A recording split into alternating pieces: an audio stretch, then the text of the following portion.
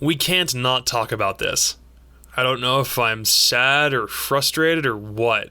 It's probably both. Today, Ubisoft revealed the full extent of the brand new Tachanka rework coming to Rainbow Six Siege, a whole systematic redo of an operator we've known forever as a walking meme cannon. LMG, mounted and loaded! Because now he is capable of bringing that meme cannon with him.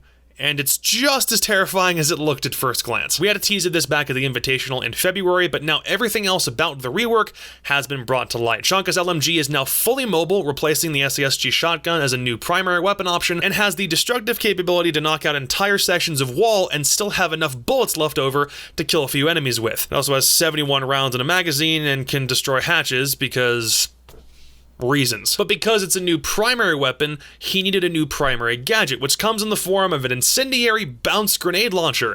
It's got 5 in the chamber, 5 in reserve. Each one provides about 5 seconds of area denial. Do the math, that's 50 seconds of denial if he isn't dealt with. Plus, he's got Zophia's withstand ability? Because what in God's name am I looking at right now? Fundamentally reconstruct an operator from the ground up? Yeah, they did that, but I'm going to argue that this could not have come at a worse time.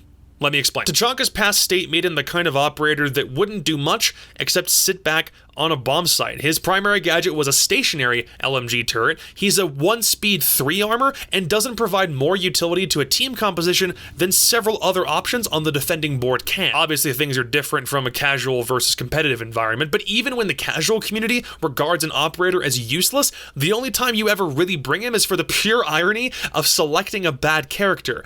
But for a rework, did you have to make him this overpowered? In the hands of somebody who doesn't know what they're doing, he's a really good op selection. Mobile LMG, fire nades that bounce off walls, and if you whiff your shots, you can get right back up again if you get down. But in the hands of someone who does understand what they're doing, he's a rotation-making, area-denying, self-resurrecting menace at a time when it's clear defenders need less utility and not more of it. Let's make him a mock squad comp. Let's say Smoke, Goyo, Jaeger, and Wamai. With the current utility burn meta being what it is, you gotta bring Wamai magnets and Jaeger ADSs to stop the wave of projectiles, 4 shields to cover and rearrange the map that also have to be cleared out, and area denial that prevents the attacking team from getting the plant down. Now you add Tachanka to the mix, and holy crap, it doesn't get any better. The argument is that we are in the midst of such a one-sided, unfun meta at the moment that providing the defending team with something this OP doesn't really make any sense. Why would you give the side that already has the ball in their court an even bigger advantage? We have to soak so much utility into Jaeger and Wamai anyway, but we gave the guy with 10 grenades to a defending op instead.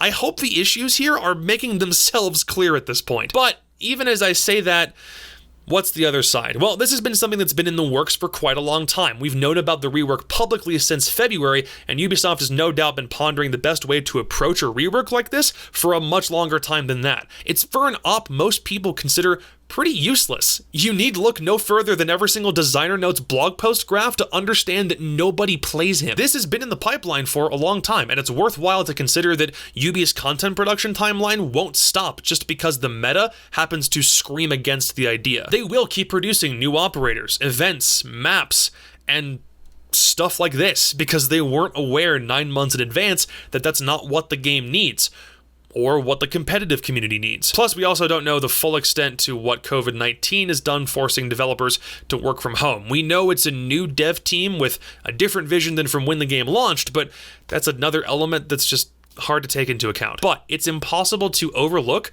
what this rework is doing. It's making the game easier from one side of the board and a lot harder from the other. Plus, I don't understand why we're giving another operator the withstand ability. Even Zofia shouldn't have it. Why are we giving it to someone else? I don't know, dude.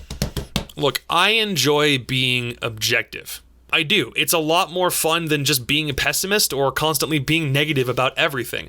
Siege isn't a bad game, and it's certainly not beyond saving, but there are things that you can do that really only exacerbate issues and don't do anything to fix them or take them away. I believe this is one of those things, even if Ubi couldn't have looked this far into the future to understand how much the game would have changed since they concocted this rework idea. Though my perspective is more than likely skewed by the amount of negativity that I saw on Twitter, like, as soon as this hit. Like, the amount of anger and sadness and frustration from the competitive community is really hard not to empathize with. And I don't even play comp, I just talk about it. I want to believe that this isn't as big a deal as I've illustrated, but only time will tell. At least for the moment, Tachanka will only be available on the test server for the remainder of this season and should be heading right into a competitive quarantine, so he can't be used in comp games. And who knows, maybe he'll get insta-banned every game so that defender lineup that I mentioned can't become a possibility. I mean, I'll go and further debunk my own argument. Remember back when Shifting Tides came out and everybody thought Cali was going to be the most OP broken thing in Siege? Yeah, how'd that turn out, huh? I don't know. What I do know is I look at this change and I'm bewildered and somewhat worried. The concept is cool, but to me, the timing could not have been worse. That's just my take. I'll go ahead and leave this here. Please let me know in the comments what your thoughts on this rework are. Do you like or dislike it? Is it too overpowered? Is it game breaking? Does it look stupid? Whatever you think, I would love to get some discussions going. So please let me know your feedback. And yeah, let's hope that this isn't too broken. Hit up my Twitter, my Twitch, and this YouTube channel for more in the coming days. Please and thank you, and I'll see you later. Suka Black!